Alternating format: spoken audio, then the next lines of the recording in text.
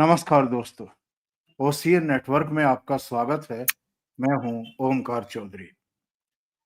आज 2-3 विषयों पर बात करेंगे, बिहार पर भी बात करेंगे। इसके अलावा मल्लिकार्जुन खड़गे ने जिस तरीके से आरएसएस पर बैन लगाने की मांग की और उसके बाद भारतीय जनता पार्टी की तरफ से उन पर अटैक हुआ है, शाब्दिक अटैक हुआ है, वैसा अटैक नहीं हुआ। दूसरे अ, आचार्य प्रमोद कृष्णम वैसे तो कुछ समय पहले तक उनको कोई गंभीरता से नहीं लेता था, लेकिन जब से प्रधानमंत्री नरेंद्र मोदी उनके द्वारा अ, निर्माण किया जा रहा कल्कि भगवान के मंदिर के शिलान्यास पूजन में पहुंचे, तब से उनकी बात को भी लोग अब वजन देने लगे हैं। उन्होंने राहुल गांधी पर एक टिप्पणी की है, जरा उस पर भी चर्चा करेंगे। और इसके अलावा बिहार के हवाले से एक सर्वे आया है, उसको भी जरा खंगालेंगे। लेकिन सबसे पहले अजित डोभाल का एक बयान है। वो वैसे तो कई विषयों पर बोले हैं। उन्होंने आतंकवाद के बारे में भी कहा है कि 2013 के बाद देश में कोई भी बड़ा आतंकवादी हमला हो नहीं पाया है, वो कामयाब नहीं हो पाए हैं। लेकिन उनका मैं एक बयान देख रहा था जिसमें खास तौर से उन्होंने जो हमारे आस पड़ोस के देशों में तख्ता पलट हुए हैं, श्रीलंका में, बांग्लादेश में और नेपाल में, उनका उल्लेख किया है और ये कहा है कि ये कुछ सरकारें जन भावनाओं के अनुरूप काम नहीं करती हैं, तब कई बार ऐसी स्थितियां, परिस्थितियां निर्मित हो जाती हैं। उन्होंने कुछ और बातें भी की हैं, उन पर भी जरा चर्चा करेंगे। और अजित डोभाल का ये रिएक्शन मेरे विचार से इन 3 घटनाओं के बाद आया है, ऑपरेशन सिंदूर के भी बाद आया है। आमतौर पर वो बोलते नहीं हैं और जब बोलते हैं तो बहुत सटीक बोलते हैं। मेरे साथ 2 खास मेहमान जुड़ रहे हैं, उनको जोड़ लेते हैं और जोड़ करके फिर चर्चा को आगे बढ़ाएंगे। मेरे साथ जुड़ गए हैं वीरेंद्र नाथ भट्ट जी और बाबा रामदास जी। आप दोनों का बहुत स्वागत है। नमस्कार। जय श्री राम। नमस्कार। जय श्री राम। तो सबसे पहले अजित डोभाल का ही बयान देख लेते हैं। इन्होंने ये कहा है कि पूरी दुनिया ही परिवर्तन के दौर से गुजर रही है और भारत भी इससे अछूता नहीं है। उनका कहना ये है कि किसी को भी इन बदलावों से, जो बदलाव चल रहे हैं, इनसे व्यथित होने की जरूरत नहीं है, परेशान होने की बिल्कुल जरूरत नहीं है। और पड़ोस में जो तख्ता पलट हुआ है उस पर भी उन्होंने बयान देते हुए एग्जैक्टली क्या कहा है। उन्होंने कहा कि बांग्लादेश, श्रीलंका, नेपाल और अन्य देशों में, उनका इशारा इमरान खान की सरकार की तरफ भी है, जब उसका तख्ता पलट करके और शहबाज शरीफ को प्रधानमंत्री बनाया था, वहां सेना ने। अफगानिस्तान की तरफ भी है जहां तालिबान आ गए थे, म्यांमार की तरफ भी है जहां आंग सान सूची को जेल में डाल दिया गया था और फिर सेना की वहां पर हुकूमत हो गई थी। तो आस पड़ोस के देशों के बारे में उन्होंने कहा कि इन देशों और अन्य देशों में गैर संवैधानिक तरीकों से सत्ता परिवर्तन कुशासन की वजह से हुआ है। कोई देश, चाहे वे शक्तिशाली हो या कमजोर, वास्तव में ये सरकारों की शक्ति होती है। जब सरकारें कमजोर और स्वार्थ से प्रेरित होती हैं तो परिणाम भी वैसे ही आते हैं। सरकारें संस्थाओं के माध्यम से काम करती हैं। राष्ट्र निर्माण में सबसे महत्वपूर्ण वे लोग हैं जो इन संस्थाओं का निर्माण करते हैं। महान साम्राज्यों, राजतंत्रों कुलीन तंत्रों, अभिजात तंत्रों या लोकतंत्रों का उत्थान और पतन वहां की सरकारों की वजह से ही होता है। उन्होंने सरदार पटेल के बारे में भी ये कहा है कि इस तरह के व्यक्तित्वों की हमेशा जरूरत रहती है। भट्ट साहब, आपके पास आता हूं। जो उन्होंने इशारा किया है, क्योंकि जब बांग्लादेश हुआ, इससे पहले श्रीलंका हुआ, उसके बाद लास्ट में अभी नेपाल हुआ, तो यहाँ कुछ लोग उछल रहे थे। उनको लगता था कि जब पड़ोसी देशों में हो सकता है तो भारत में भी हो सकता है। ये सब हताश, निराश और कुंठित लोग हैं, जिनको लगता है कि जनता तो उनको लगातार ठुकराई जा रही है, तो जब कोशिशें विफल हो जाएं और धरातल पर जब राजनीतिक लड़ाई हार जाएं, तो फिर साजिशों से ही कुछ ऐसा कर लो जैसा पड़ोसी देशों में हुआ है। जी। किनका बयान पढ़ा आपने भी? एनएस से अजीत डोभाल साहब। अच्छा, हाँ। देखिए, अजीत डोभाल ये बात आज से नहीं कह रहे हैं। अजीत डोभाल का जो पिछला भाषण बहुत चर्चित हुआ था, 2018 में सरदार पटेल एकेडमी हैदराबाद में उन्होंने कहा था कि इस समय देश में जो है फोर्थ जनरेशन इंफॉर्मेशन वॉरफेयर चल रही है। उन्होंने किसी का दल का नाम लिए बगैर कहा था कि जब विपक्ष सत्ता में नहीं सत्ताधारी दल को से लड़ नहीं पा रहा है, हिला नहीं पा रहा है, तो उसने देश के अंदर सरकार के खिलाफ लगातार लोगों में कैसे असंतोष फैले, कैसे अविश्वास की भावना मजबूत हो, और कैसे जो राज्य को संचालित करने वाली जो संस्थाएं हैं, उनके प्रति कैसे अविश्वास पैदा किया जाए। ये बात उन्होंने 2018 में कही थी।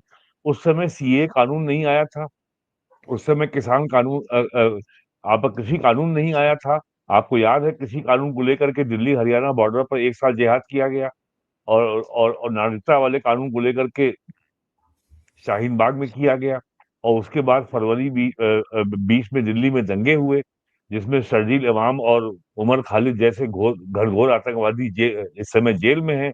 और भारत सरकार ने तो एक एक इतिहास बना दिया कि सुप्रीम कोर्ट में भारत सरकार दिल्ली पुलिस चूंकि भारत सरकार के अधीन है, गृह मंत्रालय के अधीन है, तो इसको हम भारत सरकार की एफिडेविट कह सकते हैं कि ये कहा कि सत्ता पलट की साजिश थी फरवरी 2020 का दंगा। It was an conspiracy for regime change. तो इतना एक्सट्रीम स्टैंड भारत सरकार ले रही है, ये क्या अपने आप में छोटी बात है? ये तो इस बात को, और प्राइम मिनिस्टर भी इस बात के बारे में लगातार कहते रहे हैं।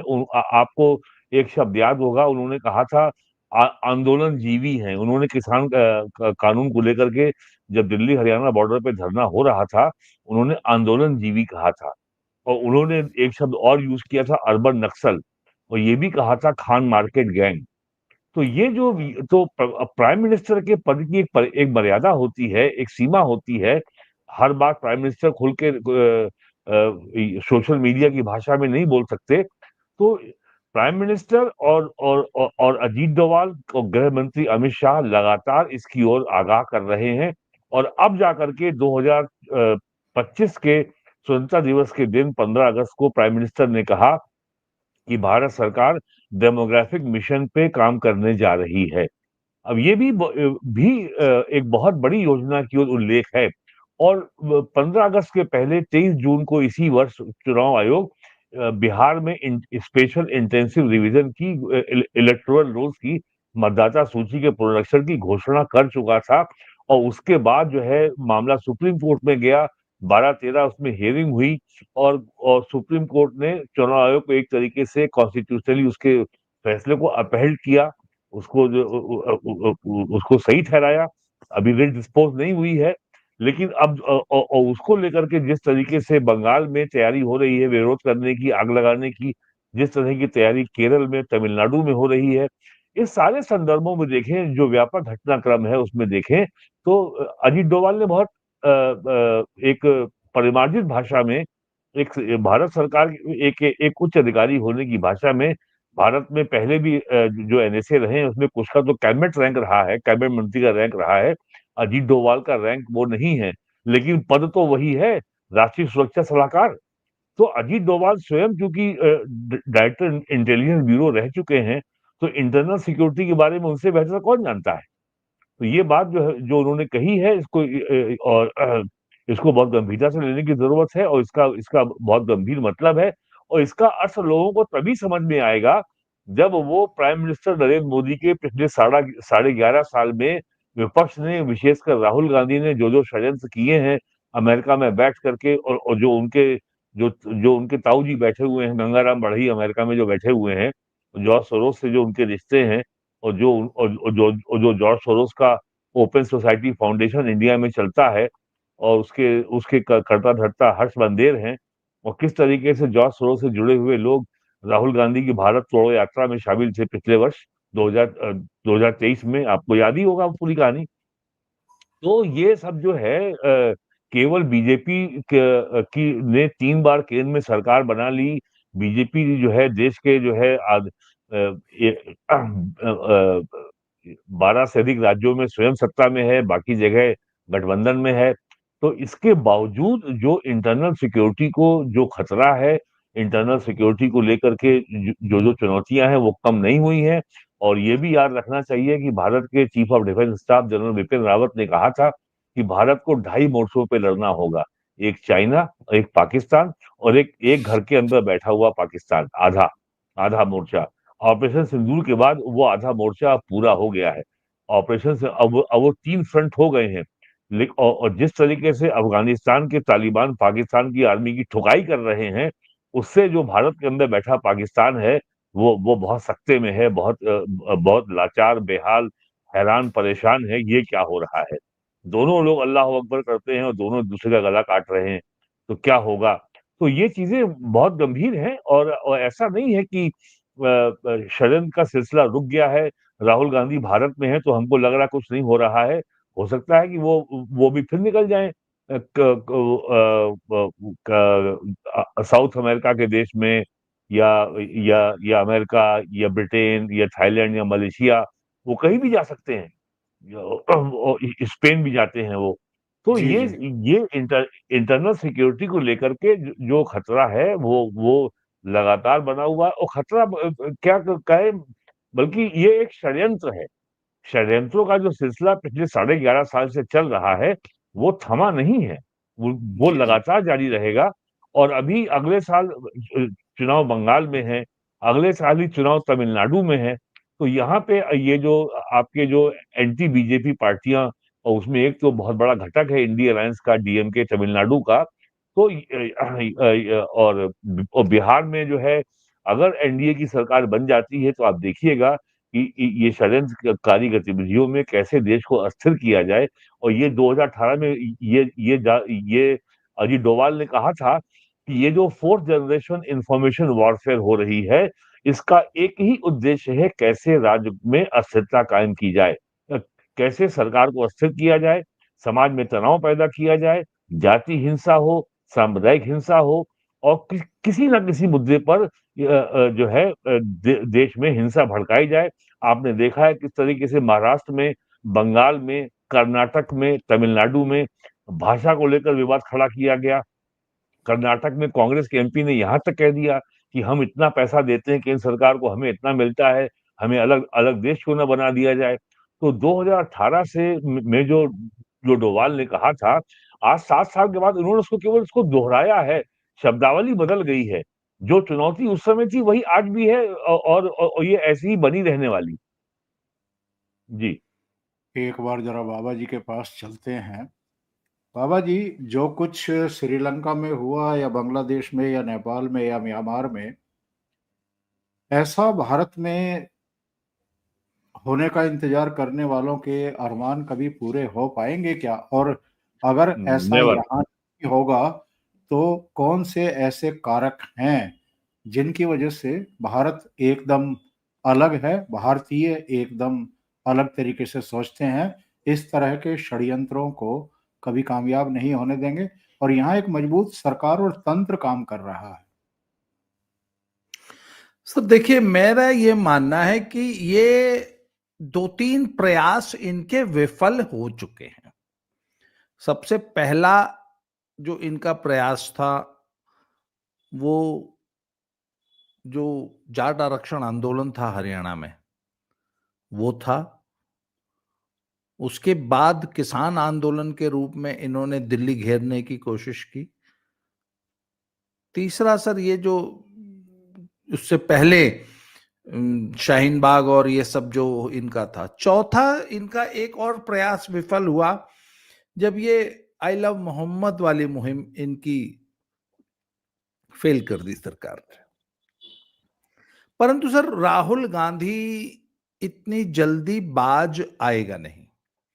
और राहुल गांधी और हमारे समूचे विपक्ष को एक बात पता है कि नरेंद्र मोदी को चुनाव में नहीं हराया जा सकता। चुनाव में तो तख्ता पलट होना नहीं है। तो एकमात्र उपाय जो बचता है वो वही है जो कि नेपाल बांग्लादेश मॉडल है। अब सर बात यह है कि इनके इनके टूल किट्स अब तक जितनी हैं वो सब फेल हो गई हैं। और किसान आंदोलन वाली टूल किट सबसे ज्यादा इफेक्टिव थी। और उसको नरेंद्र मोदी जी का मैं ये, हालांकि मैं उस वक्त जब उन्होंने वो वापस लिया था तो मैं सबसे ज्यादा नाराज होने वाले लोगों में था। पर बाद में मैंने रियलाइज किया कि नहीं, सचमुच स्थितियां बहुत खराब थी और कंधे पे बैठी हुई बिल्ली को कैसे उतारा जाता है ये मोदी जी से बेहतर कोई नहीं जानता। उसके बाद सर आज की जो स्थिति है तो राहुल गांधी मानेगा नहीं सर। राहुल गांधी का साथ देने के लिए इस वक्त भारत में एक ही राजनेता है जो राहुल गांधी के साथ पैरेलल प्रयासों में लगा है, जो उसका नाम है अरविंद केजरीवाल।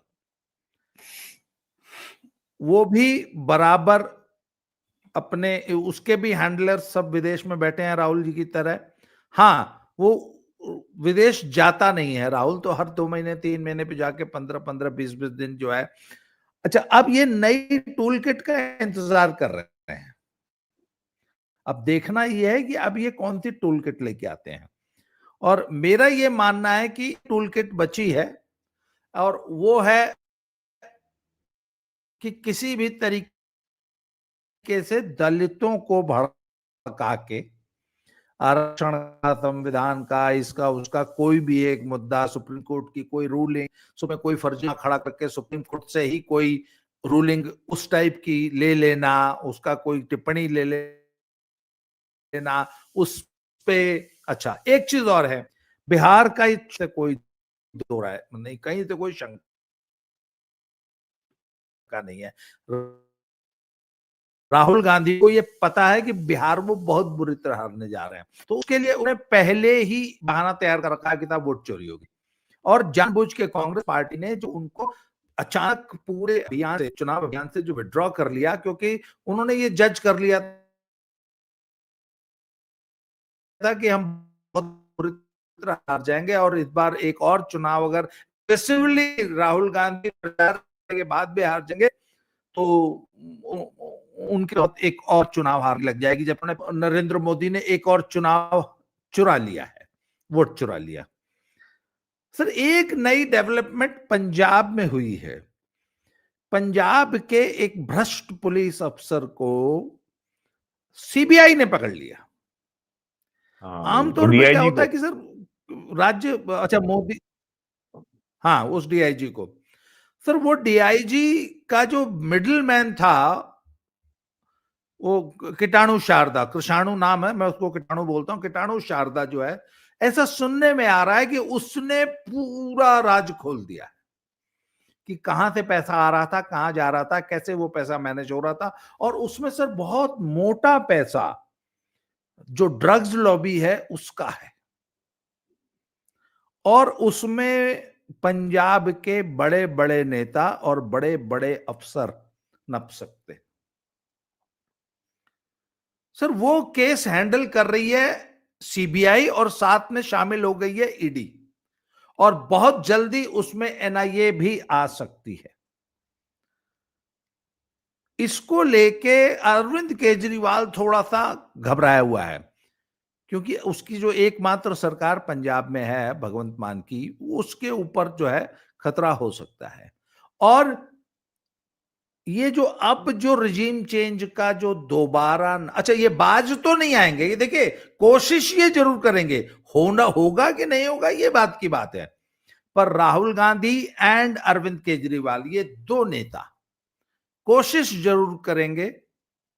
और सर अब की बार एक बार और ये कोशिश पंजाब से ही शुरू होगी, ये मैं आपको बता रहा हूं। निशाना इनका दिल्ली ही रहेगा। हरियाणा के कुछ तत्व भी इसमें शामिल हो सकते हैं। आप ये ध्यान दीजिए कि हरियाणा में जो वो एडीजीपी का जो उसकी जो उनकी जो सुसाइड हुई और उनकी पत्नी द्वारा सारा कुछ जो जो किया गया, और उसके बाद एक और संदीप लाठर की जो उनका सब कुछ हो गया, तो उसमें भी सर ये पूरा का पूरा जो षड्यंत्र है, इसमें दलितों को फ्रंट पे रख के ये एक ट्राई और मारेंगे। राहुल गांधी इसकी पूरी तैयारी कर रहे हैं। आप देख लीजिएगा बिहार चुनाव के तुरंत बाद राहुल गांधी का एक दौरा विदेश का और होगा, और फंडिंग इत्यादि का भी इनके पास पंजाब से इंतजाम हो रहा है। पंजाब में इस वक्त केजरीवाल दोनों हाथों से पंजाब को लूट रहा है। एक 2 एकड़ का एक एकदम फार्म हाउस नुमा सरकारी कोठी उसको उसके लिए तैयार कराई गई है, और वो वहां से बैठ के सारा संचालन कर रहा है। और पंजाब में तो इस समय कि मात्र 1.5 साल बचे हैं, तो पंजाब को जितना लूट सकते हो लूट लो, और अगले 1 साल के अंदर एक बार और ये कोशिश करेंगे, निश्चित करेंगे, ये मानेंगे नहीं। पर इसके लिए तो कमर कस के बैठे हैं, मोदी जी भी बैठे हैं, अमित शाह जी भी बैठे हैं, डोभाल साहब भी बैठे हैं, सारी एजेंसीज हमारी तैयार बैठी हैं। बाबा ने उधर टाइट कर ही रखा है। तो दिल्ली जो है वो 3 तरफ से, सौभाग्य की बात है कि आज दिल्ली के चारों तरफ जितनी भी राज्य सरकारें हैं वो भाजपा की हैं, इसलिए दिल्ली सुरक्षित है। जी जी, सबसे अच्छी बात यह है कि दिल्ली चारों तरफ से सुरक्षित है। जी वीरेन जी, ये कौन से कीट ने काटा हुआ है कांग्रेस के नेताओं को बार बार आरएसएस पर प्रतिबंध लगाने की मांग करते हैं और बड़े बचकाने तर्क देते हैं। सरदार पटेल की 150वीं जयंती के अवसर पर प्रधानमंत्री नरेंद्र मोदी ने गुजरात में एक बड़ा आयोजन किया है, उससे कांग्रेस चिड़ी बैठी है। एक तो इतना बड़ा स्टैचू बना दिया 182 मीटर का, दुनिया में इससे बड़ा कोई स्टैचू ही नहीं है। एक तो उससे परेशान आज तक वहां तक ये लोग गए ही नहीं। वो एक इन्होंने रवैया बना लिया है कि मोदी सरकार के समय जो भी बनेगा, अब नई पार्लियामेंट बनी है उसमें तो जाए बिना इनका काम चला नहीं, तो वहां तो इनकी जाना इनकी मजबूरी हो गया। वरना भगवान राम का मंदिर हो, काशी विश्वनाथ हो, आपका सोमनाथ का गलियारा उसका निर्माण हुआ, केदारपुरी, इसके अलावा भी आप देखिए तो भगवान राम का भव्य मंदिर बनाया गया। ये लोग जा नहीं रहे हैं, उज्जैन नहीं जा रहे हैं, महाकाल।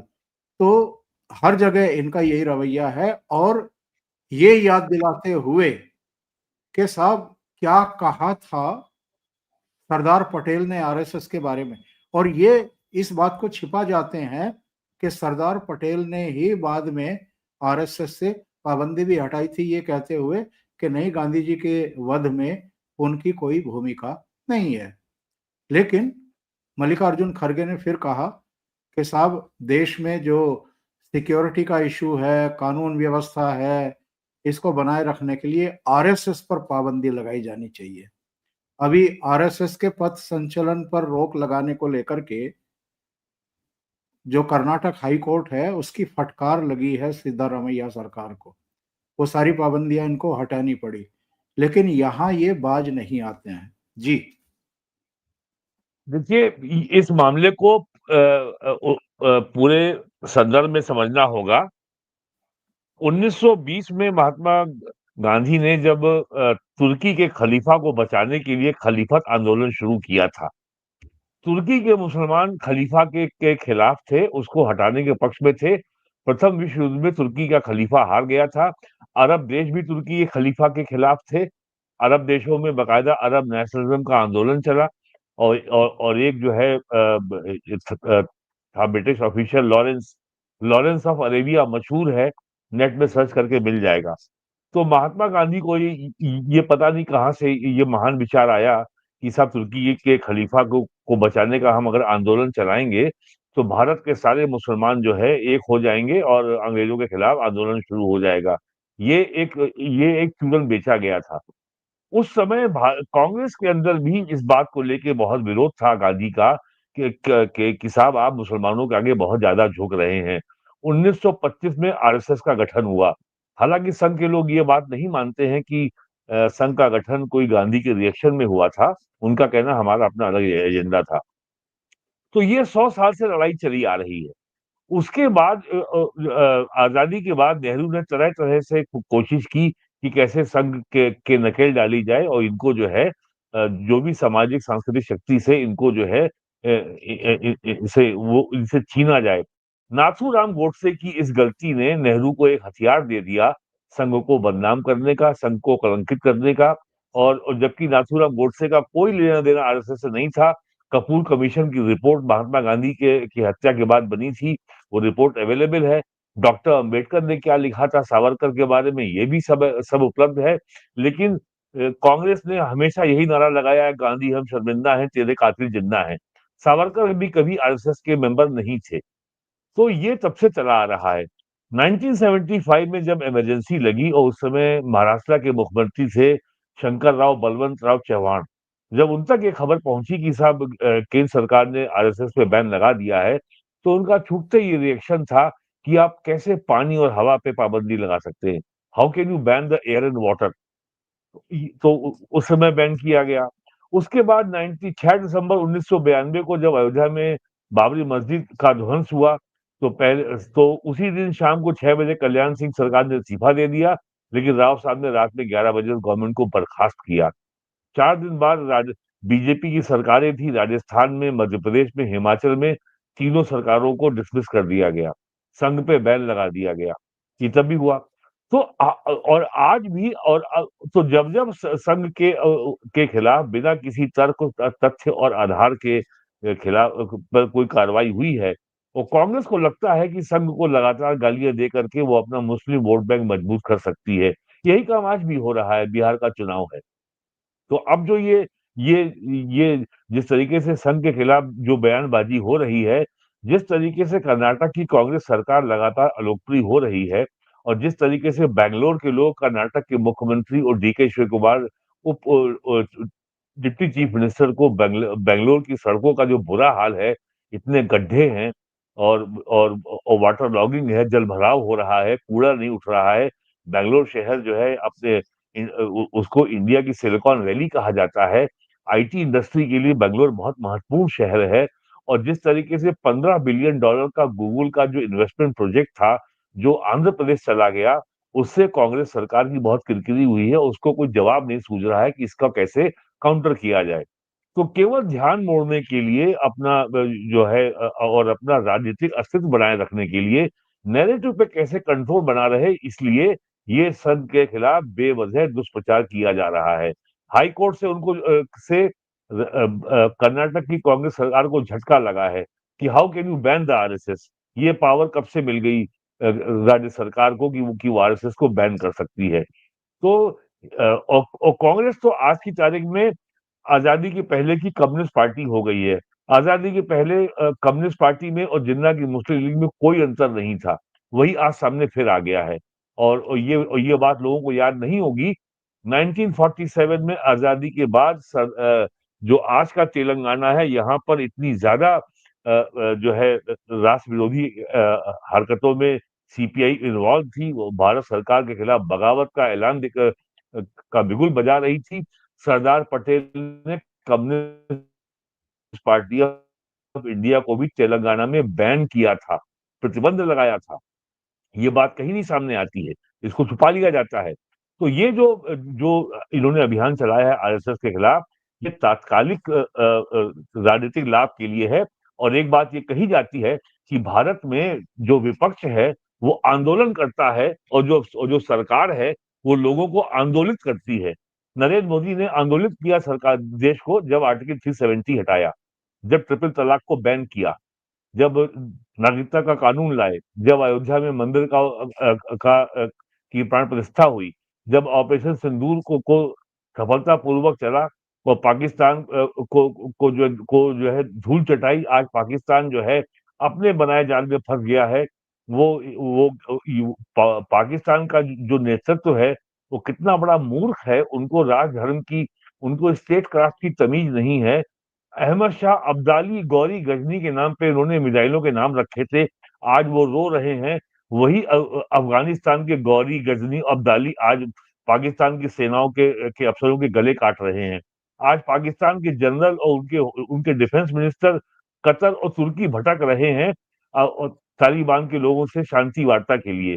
आज उनकी ये स्थिति हो गई है कि भारत में कश्मीर के इशू को पाकिस्तान इंटरनेशनलाइज करने का कोई मौका नहीं छोड़ता, हर जगह रोता है। और कल तक बोलता था कि तालिबान तो उम्मा है, हमारे भाई हैं, और अफगानिस्तान में हमको स्ट्रेटेजिक डेप्थ मिलेगी। यदि भारतीय सेना हम पे हमला करेगी तो हम अपने हथियारों को ले जाके छुपा देंगे अफगानिस्तान में। आज उसी अफगानिस्तान में, जिस अफगानिस्तान के पास कोई रेगुलर आर्मी नहीं है, कोई एयरफोर्स नहीं है, कोई आर्टिलरी इन्फेंट्री ब्रिगेड नहीं है, उनके पास हथियार के नाम पर कुछ रॉकेट लॉन्चर हैं या उनके पास जो है ये ऑटोमेटिक गन्स हैं, उस सेना का मुकाबला पाकिस्तान की सेना नहीं कर पा रही है। तो ये सब ये तो हालत है। तो ऐसी स्थिति में मुझको लगता है कि पाकिस्तान का जो खालिद, जो सैयद मुनीर वहाँ का जो chief of the army staff है, और जो वहाँ का जोकर प्राइम मिनिस्टर है शहबाज शरीफ, और सिद्धारमैया में कोई अंतर नहीं रह गया है। ये लोग अपनी पॉलिटिकल नैरेटिव को, अपनी साख को बचाए रखने के लिए एक के बाद एक उल्टी सीधी हरकतें कर रहे हैं। और ये अब स्पष्ट हो गया है कि कर्नाटका में सिद्धारमैया की सरकार बुरी तरह अनपॉपुलर हो चुकी है। और इसी बीच जो है खड़गे साहब का जो बेटा है, उसको लग रहा है कि मैं मुख्यमंत्री बन सकता हूँ। अब तक डीके शिव कुमार थे, और अब तक वहां पे मुख्यमंत्री के उम्मीदवार कम से कम 4 हो चुके हैं। पूरा कर्नाटका जो है इन्होंने चौपट कर दिया, महंगाई बढ़ा दी, झूठ बोल के सत्ता में आए थे, ये फ्री देंगे, वो फ्री देंगे। तो अब उनके लिए साख बचाना मुश्किल हो रहा है। इसलिए कैसे जनता के ध्यान को मोड़ा जाए, कैसे नैरेटिव पे, परसेप्शन पे अपना नियंत्रण फिर से स्थापित किया जाए। तो आरएसएस को गाली दे दो, और आरएसएस को गाली देना, आरएसएस के ऊपर चाबुक चलाने का काम कांग्रेस ने, इस पॉलिटिकल टूल का इस्तेमाल वो पिछले 75 साल से कर रही है। नेहरू के जमाने से हो रहा है, आज ये कोई नई बात नहीं हो रही है। और जबकि नीरजा चौधरी ने अपनी किताब में लिखा है, how the prime ministers of India decide, कि इंदिरा गांधी ने राजीव गांधी से कहा था कि भाऊ राव देवरस से आप मिलते हैं, कभी ये बात डिनर की टेबल पे मत कहना, कभी ये बात सोनिया गांधी के सामने मत कहना। और लोगों को याद दिला दें, भाऊ राव देवरस संघ के पूर्व प्रमुख बाला साहब देवरस के छोटे भाई थे, और वो एक तरीके से राजीव गांधी के गुरु थे। तो एक दौर ये भी रहा है, इंदिरा गांधी के जमाने में बहुत बहुत करीबी संबंध रहे ऐसे लोगों जी से। जरा एक तो बार ये जो कर्नाटक में हो रहा है, ये केवल कर्नाटक की कांग्रेस सरकार की जो गिरती साख है उसके चलते उनके लिए अपनी हताशा का प्रतीक है। उनको लगता है कि ये अभियान चला करके वो अपनी साख को बचा ले जाएंगे, और जनता में जो जो जो उनका पॉपुलैरिटी ग्राफ इस समय गड्ढे में जा चुका है, वो शायद थोड़ा बाहर आ जाएगा। बाबा जी, कांग्रेस कुछ ज्यादा घबराई हुई दिखाई दे रही है। मोहम्मद अजहरुद्दीन को तेलंगाना में मंत्री पद की शपथ दिलाई जा रही है। बिहार चुनाव में कहीं कोई घबराहट है क्या कि एक मुस्लिम भारतीय टीम के कैप्टन को मंत्री का दर्जा देकर के शपथ दिलाई जा रही है? मुसलमानों को अब ये मैसेज देने की जरूरत पड़ गई बिहार के चुनाव के ठीक बीचों बीच। अरे भाई, 2009 में उसको एमपी बनाया था मुरादाबाद से, अजहरुद्दीन को, और वो इलेक्शन जीतने के बाद कभी लौट के मुरादाबाद नहीं आया। सर, सबसे पहली बात तो यह है कि बिहार के चुनाव में असदुद्दीन ओवैसी ने मुसलमानों के बीच में वो कबूतरों के बीच में जैसे बिल्ली छोड़ दी जाती है वैसे बिल्ली छोड़ती है। उसने एक बड़ी बड़ी वैलिड पॉइंट रखा है सर, कि अगर 2.5% वोट बैंक वाला व्यक्ति इनको ब्लैकमेल करके और डिप्टी सीएम का पद ले सकता है, कि अगर हमारी सरकार आई तो डिप्टी सीएम मुकेश सहनी बनेंगे, तो भैया हम 18-20% वाले क्या कांग्रेस की दरी उठाने के लिए हैं या अखिलेश और तेजस्वी की? हमको क्यों नहीं? और क्या सिर्फ तुम्हारे ही बच्चे हैं? तुम ही सीएम बनोगे यूपी और बिहार में, जबकि बनते तो हमारे वोट से हो। अगर हम एक बार वोट ना दे तो हम देख लेंगे कि तुम्हारी सर ये बात ना, एक तो ना इट इज रिंगिंग, ये बहुत कायदे से ये बात बिहार में सुनी जा रही है। और सर बात हो रही है बिहार में, प्रतिध्वनि गूंज रही है यूपी में।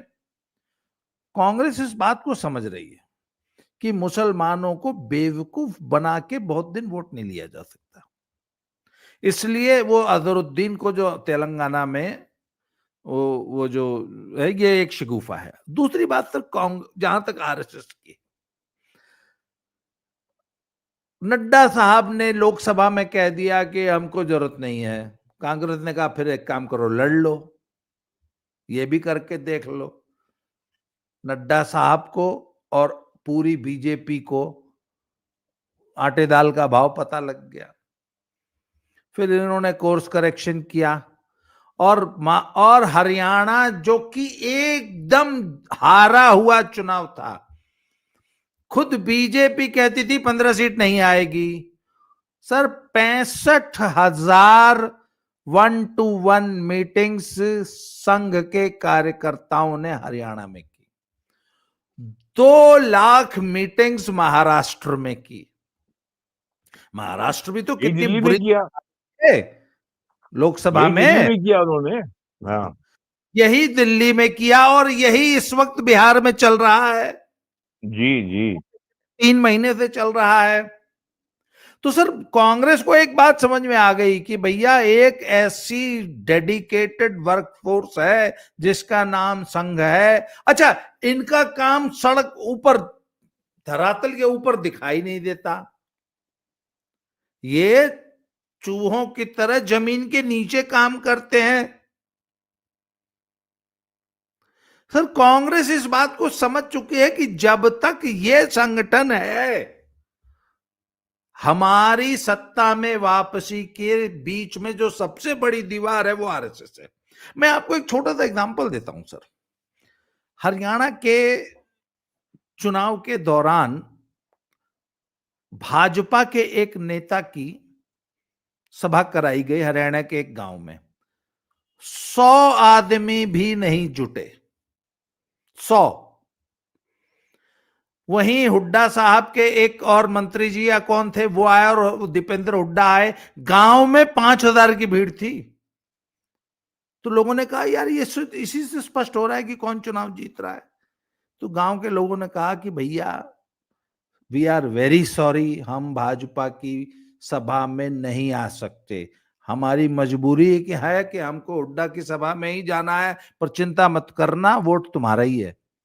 और सर जब ईवीएम खुली तो ये तो काबा करेंगे कि अरे वोट चोरी हो गया, वोट चोरी हो गया। सर वो हुड्डा की सभा में जितने लोग बैठे थे ना, वो सब भाजपा के वोटर थे, पर वो गांव में चौधरियों को नाराज नहीं कर सकते, इसलिए उनके चौपाल में बैठ के उनका हुक्का पीते, हाँ जी हाँ जी हाँ जी करते रहते हैं। सर ये काम था आरएसएस का। आरएसएस 1-to-1 मीटिंग्स कर रही थी, आरएसएस की मीटिंग दिखाई ही नहीं देती। सर कांग्रेस ने इस बात को कि आखिर हम महाराष्ट्र और बिहार और दिल्ली क्यों हारे, तो जब सर उनका इतना एनालिसिस तो वो भी करते हैं सर, उनको पता है कि जब तक इस आरएसएस का इलाज नहीं करेंगे वो, तो सर उनको एक ही तरीका समझ में आता है, वो तो इमरजेंसी लगाने वाले लोग हैं।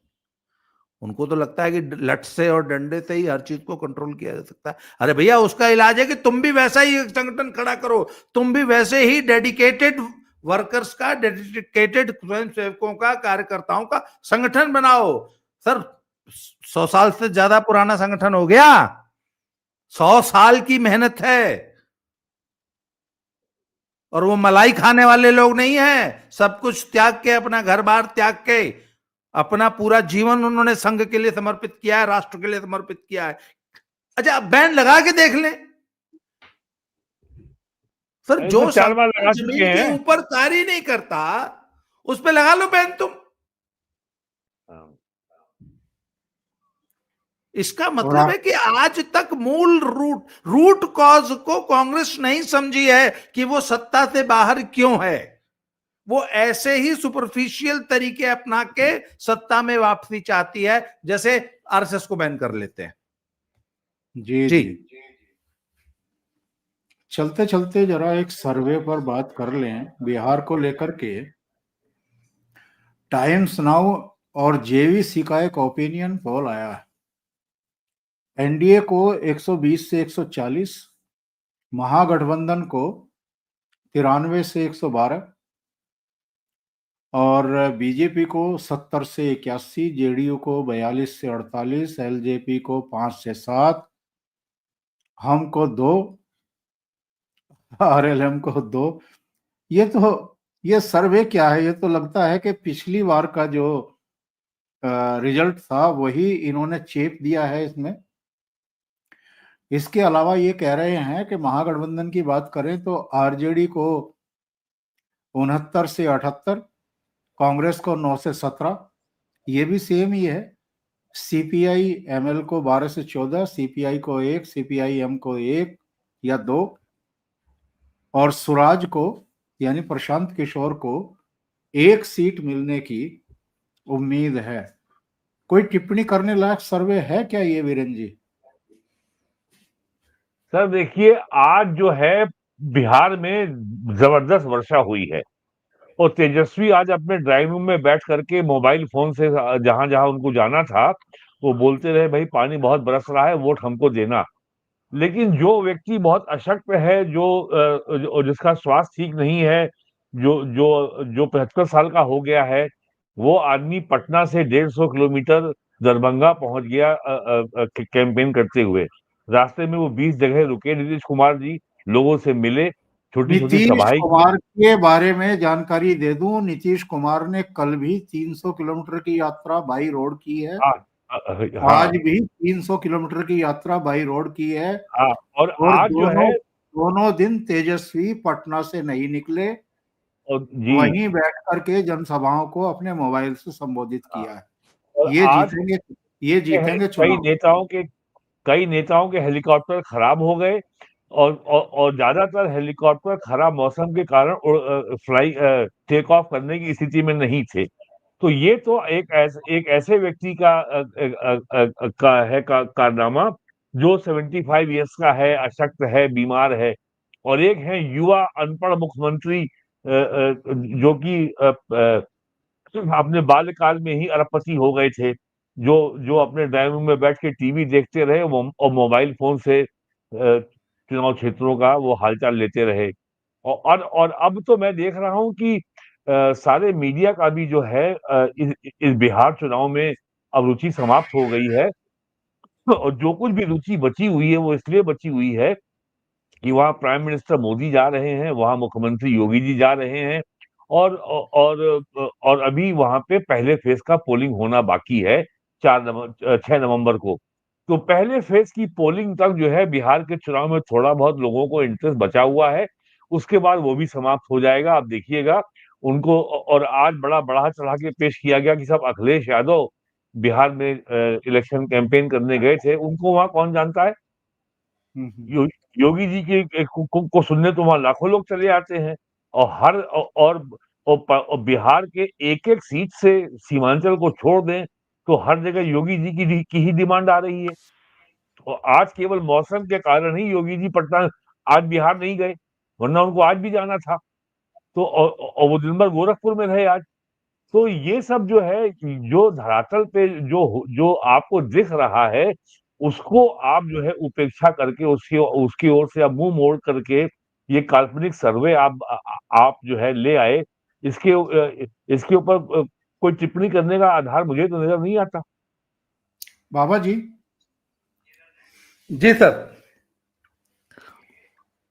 तो सर ये मोबाइल फोन पर भाषण दे करके चुनाव जीतेंगे तेजस्वी, और नीतीश पहुंच रहे हैं सभाओं में बाई रोड। सर मुझे ना, मुझे लगता है कि ये इससे ही समझ में आता है कि राहुल जी भी और तेजस्वी, इन दोनों को पता है रिजल्ट क्या आ रहा है। वो कल मैं एक यस। प्रोग्राम सुन रहा था, तो कहते जो लीडर होता है ना सर, वो जब जनसभा में जाता है ना, तो पब्लिक के रिस्पांस से, करंट से उसको पता लग जाता है कि क्या स्थिति है चुनाव की। और जो सीजन्ड पॉलिटिशियन है वो तो वहीं से समझ जाता है। सर अभी परसों मैं राहुल जी की, जब उस दिन राहुल जी थे, तो जब वो मोदी जी को गरिया रहे थे, तो मैं पब्लिक का रिस्पांस सुन रहा था। मैं तो सिर्फ पब्लिक कैसे रिस्पॉन्ड करती है। सर आपको याद है मोदी जी, कल भी शायद मैंने आपके प्रोग्राम में या किसके प्रोग्राम में कहा कि कैसे पब्लिक से कनेक्ट करते हैं। उसका वो छपरा वाली जिस बेटी का उन्होंने जो उदाहरण दिया अपने चुनाव उसमें, कि मेरी झोपड़ी के भाग आज खुल जाएंगे, राम आएंगे, वो जो बच्ची है, वो जो सिंगर है, वो छपरा की है। मोदी जी जब छपरा गए तो उन्होंने उस भजन का जिक्र किया कि राम मंदिर की प्राण प्रतिष्ठा में रामलला की वो भजन जब चलता था तो पूरा देश भाव विभोर हो जाता था। वो बच्ची छपरा की है। और इस पे सर जो ताली बजी है ना छपरा में, या जब उन्होंने वो मोबाइल से वो लाइट जलवा कहा कि सब लोग जरा लाइट जलाइए, जब इतनी रोशनी है तो लालटेन की क्या जरूरत है। So see the participation of the people. और सर ये अखिलेश जैसे लोग या तेजस्वी जैसे लोग या राहुल जैसे लोग, ये ड्राइंग रूम पॉलिटिक्स करने वाले लोग, जो दिन में 12 बजे सो के उठते हैं, जब सो के उठते हैं तो वहां पे 10 20 50 चमचे जो हैं वो जयकार लगाते हैं, तो इनको लगता है कि बहुत अच्छा माहौल है, सब कुछ हमारे उनकी पक्ष में चल दरबारी। रहा है। उनके दरबारी। और सर मैदान जब देखने जाते हैं तो एकदम सुपड़ा साफ होता है, फिर कहते हैं कि हमारे तो इतनी हवा थी तो वो मोदी ने वोट चुरा लिया। सर नीतीश बाबू इस उम्र में 300 किलोमीटर की सड़क यात्रा कर रहे हैं, और तेजस्वी जो है फोन से जनसभा को संबोधित कर रहे हैं। बहाना ये है कि मौसम खराब है, फिर कहेंगे वोट चोरी हो गया। तो वोट तो चोरी होने जा रहा है सर। दिल चुरा लिए। मोदी ने वोट नहीं चुराए सर, नीतीश बाबू ने दिल चुराए हैं। महिलाओं का सर जो, मैं इस पूरे चुनाव में एक चीज को फॉलो कर रहा हूं, महिलाओं का क्या रिस्पॉन्स है। सर इस वक्त जो सबसे बड़ी वर्कफोर्स जमीन पे उतर के जो नीतीश का प्रचार कर रही है वो महिलाएं हैं।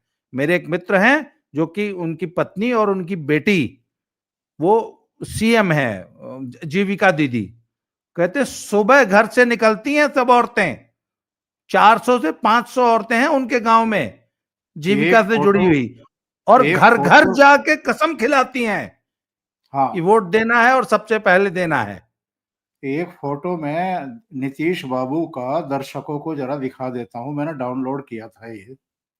जी ये जरा ये चलिए मैं जरा अपने फोटो को ऊपर ले लेता हूं। जी ये देखिए, ये पानी से होते हुए जा रहे हैं, अपने पाजामे को उन्होंने पकड़ा हुआ है और पानी में घुस करके वो लोगों के बीच में जा रहे हैं। कोई मुकाबला करेगा क्या नीतीश बाबू का? वो जी अनपढ़ करेगा जो जो अंगूठा छाप है। ये मतलब आप एक के बाद एक उनकी तस्वीरें आज आ रही हैं कि वो किस तरीके से पब्लिक के बीच में जा रहे हैं, अपने कैंडिडेट के कंधे पे पीछे से हाथ रखे हुए हैं, पब्लिक को परिचय करा रहे हैं उनका। और तेजस्वी जो है वो ड्राइंग रूम में बैठ करके मोबाइल फोन से सभा को संबोधित करने का नाटक कर रहा है। सर आज ना मीसा भारती की भी एक क्लिपिंग चल रही है कि वो हाँ। नीतीश बाबू की सरकार की आलोचना कर रही हैं, लॉ एंड ऑर्डर पे, करप्शन पे। सर अब मीसा भारती जैसे लोग भी लॉ एंड ऑर्डर और करप्शन पे अगर लेक्चर देंगे तो क्या बिहार की जनता इतनी मूर्ख है कि मीसा भारती से लॉ एंड ऑर्डर पे, जंगल राज इन पे? सबको इन सबको अगले 4 महीनों में जेल जाना है, लैंड फॉर हाँ, जॉब स्कैम में। चार्जशीट फाइल हो गई है, कोर्ट ने संज्ञान ले लिया है, चार्जेस फ्रेम हो गए हैं। बहुत बहुत धन्यवाद वीरेंद्र नाथ भट्ट साहब और बाबा रामदास जी, आप दोनों जुड़े और बहुत नमस्कार। महत्वपूर्ण मुद्दों पर चर्चा की। Thank you so much. जय श्री राम, हर हर महादेव। जय श्री राम। जय श्री राम।